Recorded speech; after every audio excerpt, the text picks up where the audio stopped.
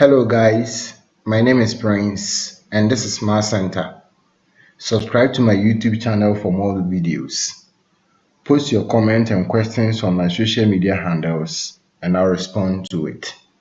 We are still on the topic indices. In the previous video, we solved a question on exponential equations that can be reduced to a linear equation. In this video, we are going to solve another question.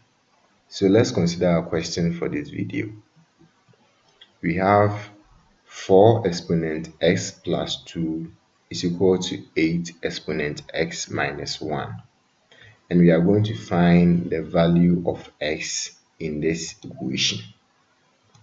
You can see from the previous examples that we've solved that in each of those examples, we change just one of the bases. So you see that we change the base on the left hand side so that it becomes the same as the one on the right hand side.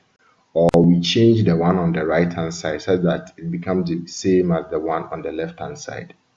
Sometimes you have to change both the base on the left hand side and on the right hand side, and this is an example. Now we can see from here that the base on the left hand side is 4, the base on the right hand side is 8. It means that we have to change one such that they will have the same base. But we can't express 8 such that it has a base of 4 because 4 exponent 1 is 1. Is 4, sorry. 4 exponent 2 is 16. So we can't express 8 such that it has a base of 4.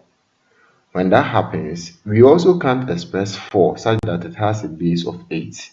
So when that happens, you have to change both of them such that they will have the same base. 2 exponent 2 will give us 4. 2 exponent 3 will give us 8.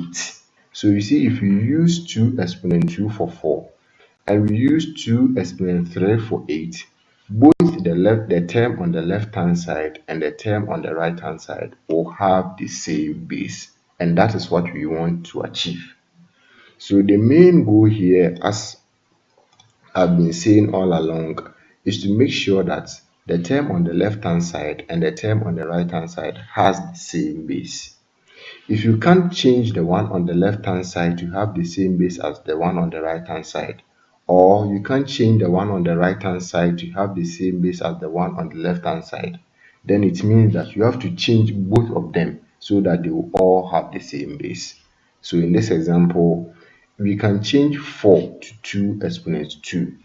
We can also change 8 to 2 exponent 3. When we do that, the term on the left hand side will have a base of 2. The term on the right hand side will also have a base of 2. So we can now equate them. So then that is what we are going to do. So 4 is the same as 2 exponent 2. Don't forget that there's already an exponent x plus 2 there. So 2 times x plus 2.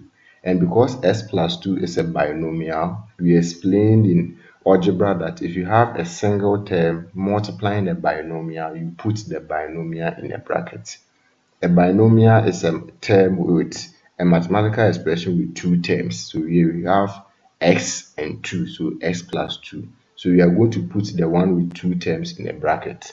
Then the 2, which is multiplying it, will be outside the bracket. So we have 2 into bracket x plus 2 is equal to, when you come to this side, to 8 is now 2 exponent 3. So 2 exponent 3 times, it's also multiplying a binomial, which is x minus 1. So you put the binomial in a bracket. If you watch the video on algebra, we explained what a binomial is into details there. So we have 2 exponent 2 into bracket x plus 2 is equal to 2 exponent 3 into bracket x minus 1.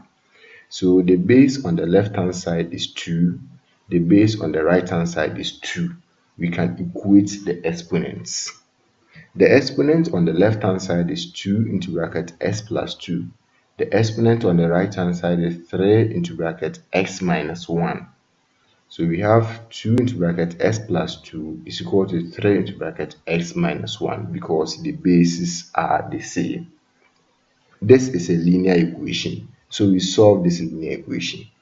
You open the brackets, you will have 2x plus 4 is equal to 3x minus 3. You group like terms and you simplify. When you do that, you have 4 plus 3 is equal to 3x minus 2x, and x is equal to 7 from here. So the main goal, as we have been saying all along, is to make sure that the term on the left hand side and the term on the right hand side has this, or all of them, they have the same base. If they have the same base, then you can equate the exponents. We did that for this question, and we have x is equal to 7. Thank you for watching this video. Don't forget to like and subscribe to this channel. In the next video, we are going to solve another question on exponential equations that can be reduced to a linear equation. Bye bye.